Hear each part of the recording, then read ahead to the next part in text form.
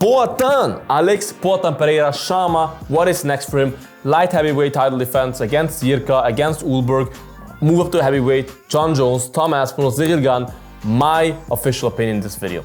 Hello and welcome to Bloodsport MMA. Assalamu alaikum everyone.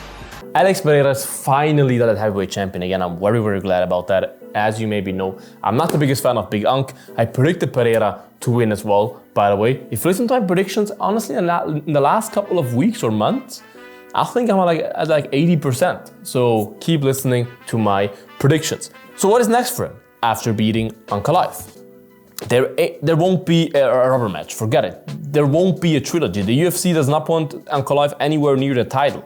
They already gave him like 500,000 contender matchups to get there, right? So that ain't happening. But I'm not sure if he stays at light heavyweight overall, because if we stay at light heavyweight and just go over if he would stay there, what would be his title defense, in my opinion, it has to be Ulberg. As much as I love Jiri lost 2 times by knockout, bro. Like, he got dominated in every fashion you can get dominated by Alex Pereira. As much as I love Jiri, and of course there's always appetite for that fight because both are such huge stars, but it just wouldn't make any sense. Like, you have to have a little bit of a fair meritocracy there. And Ulberg, whilst Jiri deserves it more in terms of name value, he beat the better opponents in Jamal Hill and Khalil Roundtree and all of that. But Ulberg is on a very long winning streak, just knocked out Dominic Reyes in the easiest fashion ever, and give the new dog a shot. I don't think he'll beat Alex Pereira, but let him at least try. After that, Jiri can still get a shot, but I like fresh blood. I hate those trilogies and all of that, especially if you lost 2 times, bro. Like, I want fresh matchups. So I believe at that heavyweight right now, the only right option is Carlos Ulberg, but I believe that the answer is heavyweight. I'm a little fatty, but I am. Alex Pereira mentioned several times he wants to go up to heavyweight. He even went to Dana White the day of the Ankalaev fight. He went to Dana White in the UFC PI and told him explicitly, hey, if I win, I think he said win or lose tonight, I want to go to heavyweight. Because he walks around very heavy. Now, of course, it didn't look like, if you see him dancing before the weigh-ins, that his weight cut was insanely hard, but not cutting weight is always nicer. And he walks around like 245 or something like that. That's a good weight for heavyweight. It's not bad. There's a lot of heavyweights that fight at that weight. Stipe used to always fight at that weight, right? So it's not like it's impossible for him. And he would be the first 3 weight division champion, which would be history. No one ever done that. And title defenses are nice, but he has a lot of them. He probably wants something new. He probably wants to make history. He does not have much time left. He said it himself. A couple more fights and he's gone. He already thought about retiring when he lost the belt. So he has to get his bucket list now quick, especially now that it's at the top again and now that he's the A side again, right? And heavyweight, let's be honest, if Tom Aspinall beats Ciryl Gane, which most people think, it's not an official prediction, but let's just go with the hypothetical that Tom Aspinall beats Ciryl Gane, there's no contenders. There's no one for Aspinall to fight that he A, did not beat yet, like Volkov, or B, that no one cares and no one thinks he has a chance, that the person has a chance against Aspinall. There's only fat little weirdos in the heavyweight division. There's no real fighters there. Other than, as I said, maybe Volkov, maybe Charlton Almeida and those guys, but who cares? Who cares? I don't care. Why do you care? Like, we need fresh blood there and for Aspinall. And Pereira against Aspinall, I mean, come on, sell me my tickets, bro. This sounds like an awesome fight, right?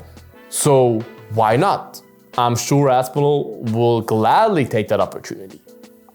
And even if it's not Aspinall, but by the way, the timing is also perfect. Aspinall fights in like 2 weeks. Works out perfectly for Pereira, right? Then fighting, I don't know, in January or February or whatever. So even if that's not happening, there's a guy named Jon Jones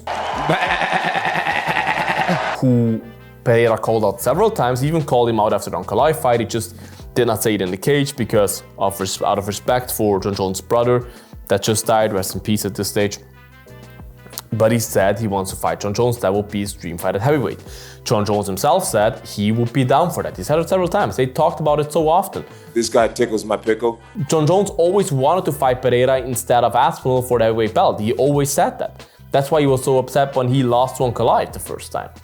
So that fight is always there. And for the UFC, it's perfect. It's a non-title fight that sells every ticket. That's a Conor McGregor-esque fight, where you don't have to need a title to put it on a pay-per-view main card, or main event, I mean.